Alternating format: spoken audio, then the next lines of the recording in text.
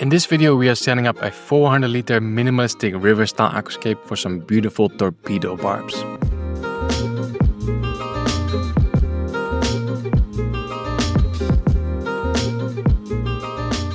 So this week I'm back at the Maanvis, a really nice and quite large aquarium store in the Netherlands. Last year me and the owner created this beautiful aquascape for some blue-eyed Congo tetras. The tank is still up and running, and today we're setting up the tank next to it.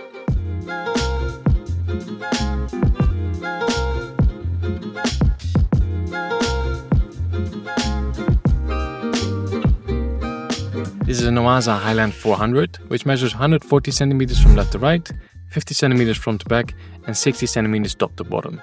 The plan is to create something that is high impact but very low maintenance, because running a successful aquarium business is time consuming enough as it is.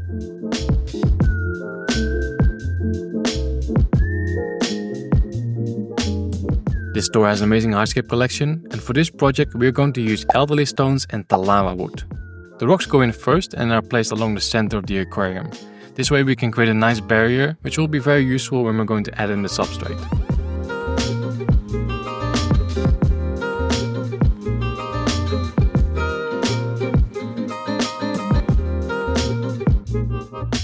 Next up, we're taking some crushed lava rock from the shop, and this will be used to close any gaps in the rock structure and to build up some height in the background.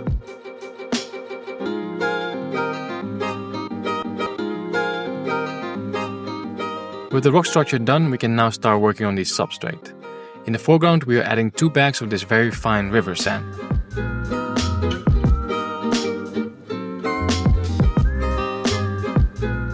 After that, we are adding in a little bit of water to help get the sand in all the gaps and crevices.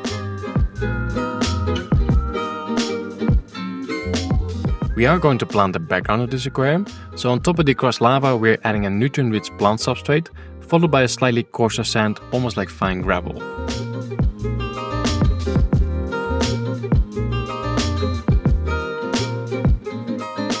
The substrate is done, so now we can finish the hardscape. We have some really nice pieces of TALAWA wood, and to make sure that they're not going to float, we attach them to rocks with zip ties.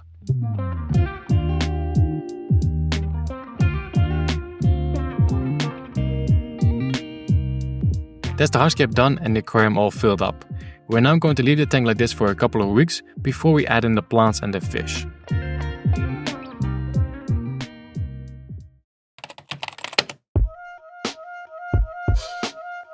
"45 days have passed, and today we're going to plant this aquarium and add in the first inhabitants.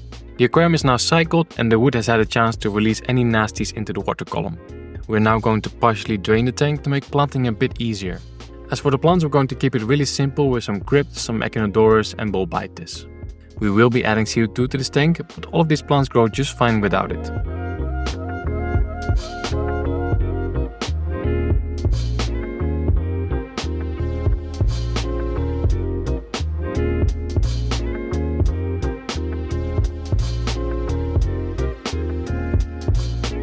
That's all the plants in, so now we can fill the tank back up with fresh water and get everything ready for the first fish.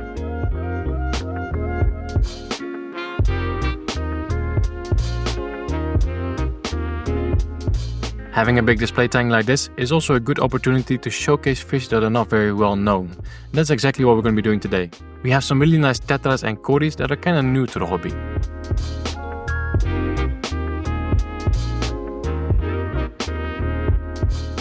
First up, we're adding in the cories, and these are Corydoras atropersonates, and the common name is fairy cory.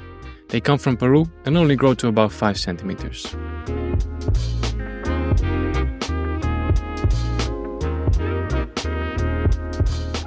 Now let's add in the tetras. These are blueberry tetras or Hyphosobricon wadai. These are found in Brazil and grow to about 2.5 centimeters.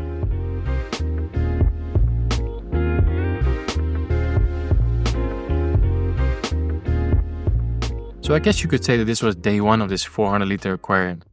Now let's see how this aquarium looks 120 days later.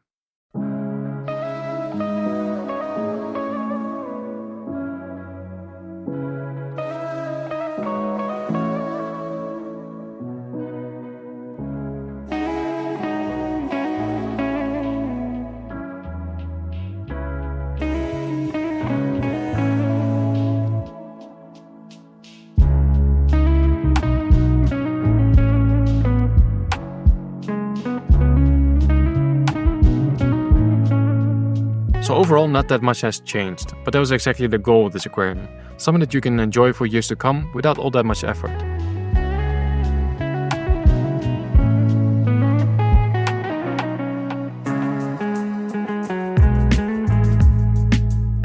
We now also have some hailstream loaches and knee-rise snails as part of the cleanup crew.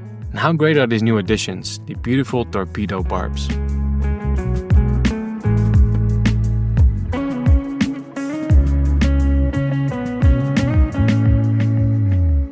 The cories are still in here as well, they're just a bit shy, so I'm going to try to lure them out with an algae wafer.